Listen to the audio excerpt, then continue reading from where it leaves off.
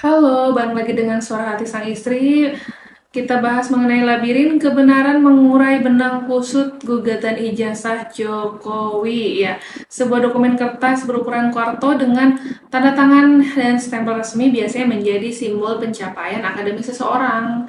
Namun bagi pria yang kini menduduki kursi pernah menjadi Presiden Republik Indonesia yang ketujuh, kertas tersebut bukan sekadar bukti kelulusan, melainkan magnet badai hukum yang tak kunjung reda. Kita kembali mendengar kabar dari Surakarta, kota yang menjadi saksi bisu masa kecil dan awal karir politik Joko Widodo, kini kembali menjadi panggung persidangannya. Gugatan baru telah didaftarkan, bukan di Jakarta tapi di tanah kelahirannya sendiri. Pertanyaannya tetap sama ya ini. Benarkah ijazah itu asli atau ada sesuatu yang sengaja disembunyikan dalam lipatan sejarah? Tetapi di tengah hiruk-pikuk transisi kepemimpinannya, nah, Pengadilan Negeri Surakarta menerima berkas perkara yang menarik perhatian publik. Penggugatnya adalah Titi Julianti dan kawan-kawan. Mereka tidak main-main. Gugatan ini secara spesifik menyasar ijazah tingkat SD, SMP, hingga SMA milik sang presiden. Mengapa baru sekarang dan mengapa di Solo? Pihak penggugat beralasan bahwa demi kejelasan hukum, uji forensik adalah satu-satunya jalan keluar. Mereka menuntut pengadilan untuk memerintahkan dilakukannya audit forensik terhadap fisik ijazah tersebut. Mereka meragukan format tulisan jenis kertas hingga keabsahan tanda tangan yang tertera di sana. Ini bukan lagi sekadar desas-desus di media sosial. Ini adalah langkah hukum formal yang memaksa negara untuk kembali membuktikan legalitas kepemimpinannya.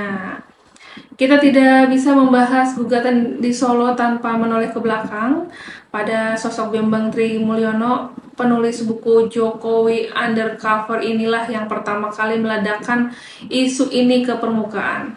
Pada akhir 2022, gugatan serupa sempat masuk ke PN Jakarta Pusat. Dunia maya gaduh, spekulasi liar lalu bermunculan.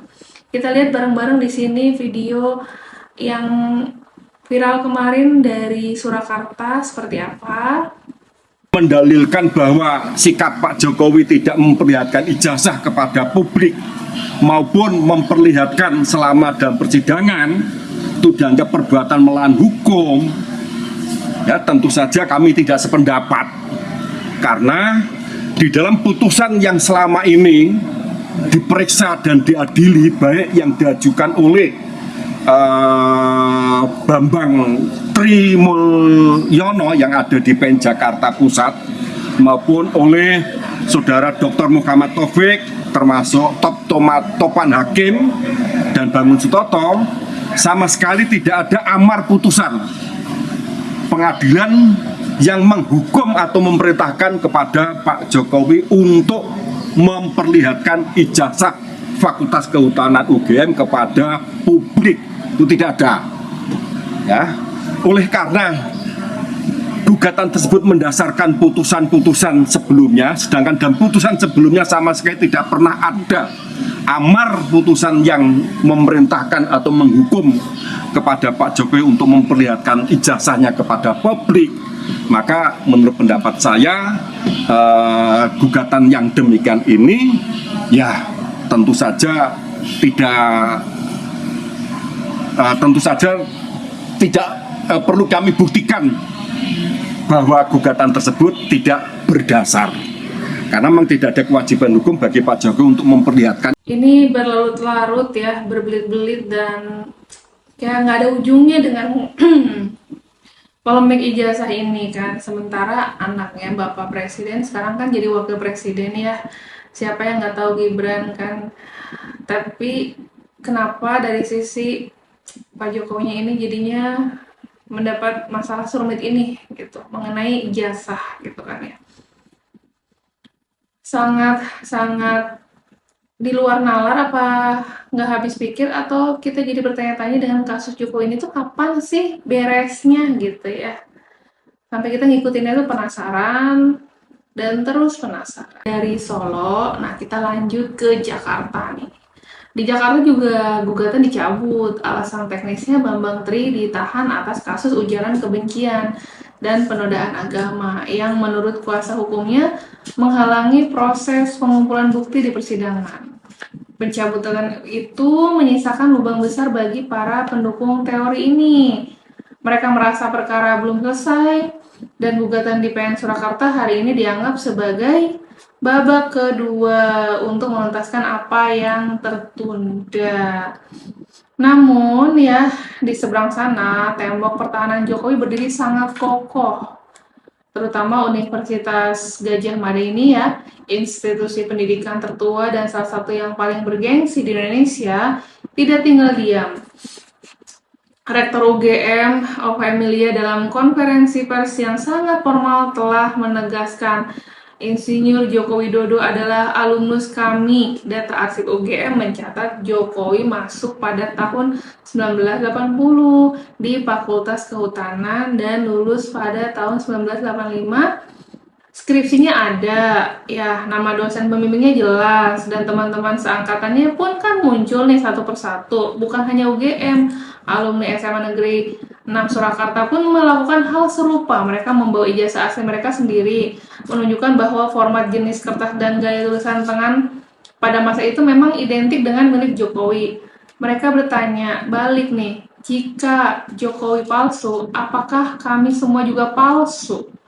Secara hukum tata negara, setiap calon presiden harus melewati lubang jarum verifikasi KPU. Sejak Pilwalkot Solo 2005, Pilgub DKI 2012, hingga 2 kali Pilpres, dokumen-dokumen ini telah diperiksa KPU menyatakan semua memenuhi syarat. Namun bagi para penggugat, verifikasi administratif saja tidak cukup. Mereka menginginkan pembuktian fisik di bawah Microsoft Laboratorium Forensik. Inilah poin krusialnya. Dalam dunia hukum, beban pembuktian ada pada penggugat. Mereka harus membawa bukti awal yang kuat bahwa ijazah itu palsu, bukan sekadar meminta negara membuktikan keasliannya tanpa bukti baru atau novum yang mengguncang gugatan ini. Beresiko layu sebelum berkembang seperti pendahulunya.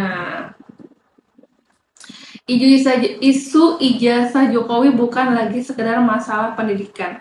Ia telah bertransformasi menjadi komoditas politik yang tajam bagi sebagian orang.